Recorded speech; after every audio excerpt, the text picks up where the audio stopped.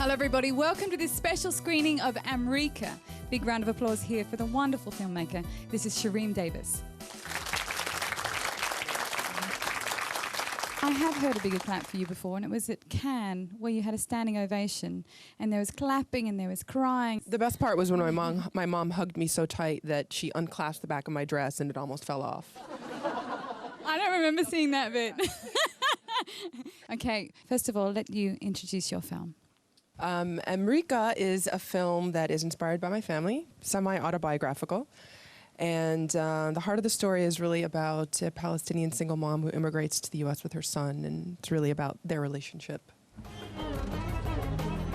Left by her husband for another woman, Muna and her son Fadi are struggling to live in an occupied territory. Oh, yeah. And an apartment also occupied by Muna's mother. So when a long-forgotten application for an American green card comes through, they swap country and culture and head for a new life.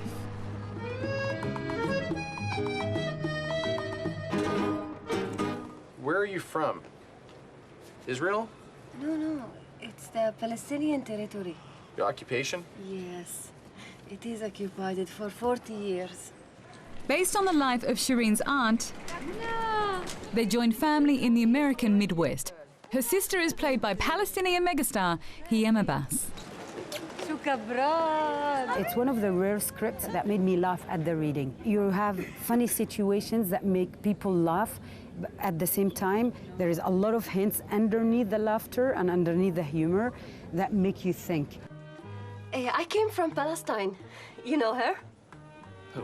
Palestine. Is that a Jewish-speaking country? No, Arabic. I'm an Arab. Oh. Don't blow the place up. The American dream proves elusive, and Muna's career switches from banking... We'll keep that in mind. ...to sales. Would you like a case of graving? Fadi encounters racism at school. You want to fight with me? Well, you should have thought that before you...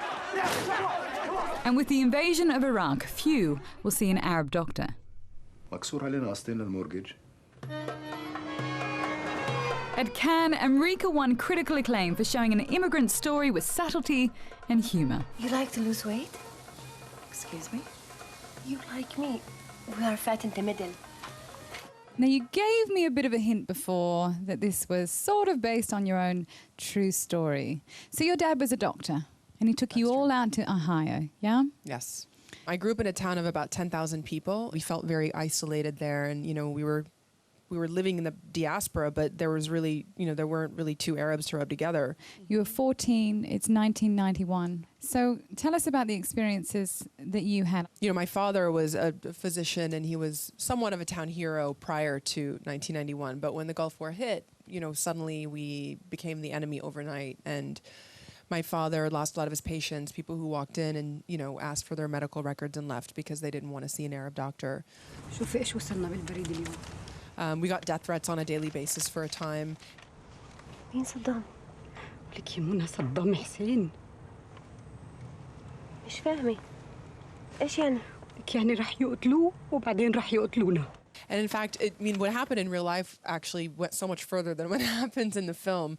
The Secret Service came to my high school to investigate a rumor that my 17-year-old sister threatened to kill the president. I know, right? And it got to such an absurd level of paranoia and discrimination. They couldn't even spell it right. And I was 14 at the time and was just really floored by that. And it was quite a life-changing event. I mean, it was the first time in my life that I actually started to admit to myself that I wasn't just American. We live in America. We're American. Esma Habibti. As long as you live in this house, you live in Palestine. You're delusional. Is part of you wanted to go into filmmaking it always sounds slightly cliche, is you want to change the world, right? She says this mildly. All right, I admit it. All right. Everybody's talking about this new wave of Arab filmmakers and how they're finding a new way to tell their stories. And part of that is to humanize themselves. I didn't see my life represented anywhere in the media, and instead I was bombarded by these, you know, really violent images of Arabs in Hollywood movies like The Siege and True Lies. And then the news, which was so depressing, which my father was totally obsessed with and was on 24/7 in our house. شو اللي عم بصير؟ 31 عراقي قتلوني نايمين. قال ايش؟ accidental bombing. It was like, where are we ever portrayed? Where are our stories? Where is our humanity? Where is our everyday life? Where are our relationships, our love lives, our scandals? None of that is there. Mom, this is disgusting. Push the cauliflower aside. That's what I do. It was sort of thinking about all of these things in my own family and how I could make the story really accessible and make it about a family that happens to be Palestinian rather than a Palestinian fammy. No, Mama. خلاص يا أكل يا تلفزيون. مساء الخير. أهلا. I got a job. The protagonist, your leading lady, had to carry the film. Tell us about her as an actress, what you were looking for to play Mona.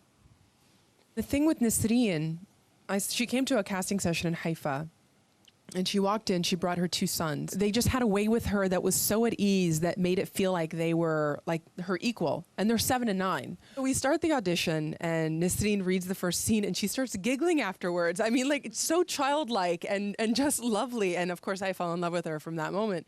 And then I look out at her boys, and I was like, so what do you think? And, you know, in Arabic, they were like, it sucked. And so she started laughing, and it was just the loveliest sort of dynamic between them, and it reminded me of what I wanted to capture in a way with Muna and her son. I see no reason why Fadi shouldn't be able to enter his junior year here. We're lucky to have him. Thank you very much. Thank you. Thank you. Baby. I just wondered how difficult it was logistically to film in Palestine. We didn't really have any problems. I mean, my biggest problem shooting in Palestine was working with the 74-year-old non-actor who plays Muna's mother and who couldn't remember her lines. And it was, I mean, that was a huge challenge. كيف بدي أعمل التبولة بلا مندورة؟ تعالي يما ساعديني مش قادرة أرفع إيدي تعبانة مش قادرة. How did you get such realistic filming at checkpoints? I mean, presumably it wasn't a real checkpoint, was it? No, it was not a real I wondered. checkpoint. And actually, my crew members, my Palestinian crew who were there with me when we were shooting that, that was all created. You know, we spray painted the concrete wall that was already there, and I think we put up the barbed wire. We brought in like 40 cars and vendors and all of their wares. It was actually my best day of shooting. It was just something happened. And one of the best compliments I got in the movie was when the Palestinian crew said to me, that was the best checkpoint I've ever seen.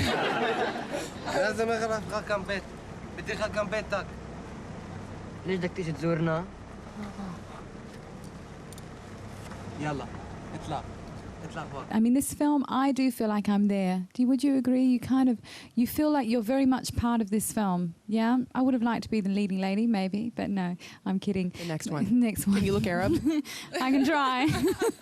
But having said that, it is a particular visual style that you've chosen here. What were your reference points there, and why did you go with that? I'm sort of obsessed with realism and natural realism. And in this film in particular, the thing I kept saying over and over again, probably made everyone around me nuts, was that I wanted to create a sense of realism, authenticity, and intimacy. Because sometimes it feels like a documentary, especially when Grandma's dancing. That was actually completely improv, I believe. So that, there was a lot of that.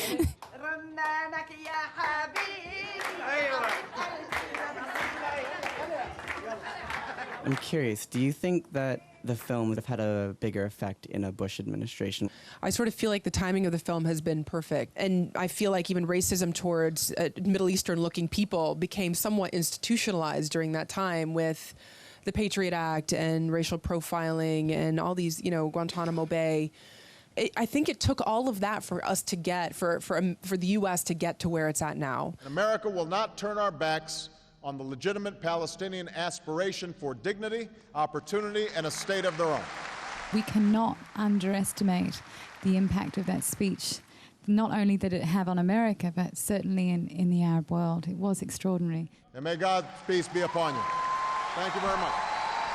You know the town you grew up in. What would you expect their reactions to the film? In Ohio? Yeah. That would be good fun, wasn't it? Can we just send you back with the camera? Actually, that would be very interesting. I mean, I have to say, when I first started writing the script, in the back of my mind, I was like, wouldn't it be so great if the people who called the Secret Service on my sister. Wouldn't it be awesome if they saw the film?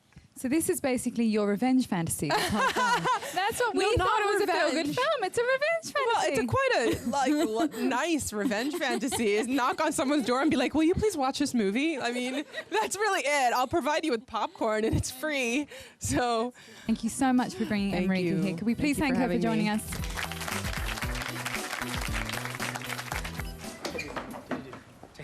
Hey, how's your son? You know my son? Yeah, no, everybody knows Osama. Nice one.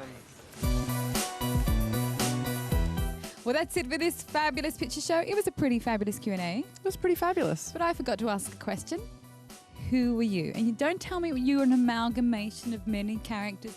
Who are you? I'm a little of all of them. No, you're not. Okay, my experience is probably most like that of the eldest niece in the film, Selma. The one that smokes? The one that has a big mouth in her high school classroom, yes. Okay, this is Selma. Think of Cherian when you see this. I did not inhale. You say dude too much, man. You're like, dude. Yeah, man. You're all American. Not even, girl. I'm Palestinian. Dude. How would you rate this film out of 10 and why? I'd give this film a 9 out of 10. I thought it was fantastic. It did win me over with the love and all of the realism and the authenticity in the film. These people, you just felt that they were like part of your family and just felt part of the story, really. It's not a film about Palestinians as such. It's a film about life and through the lens of a Palestinian single mother and her son. And I like that.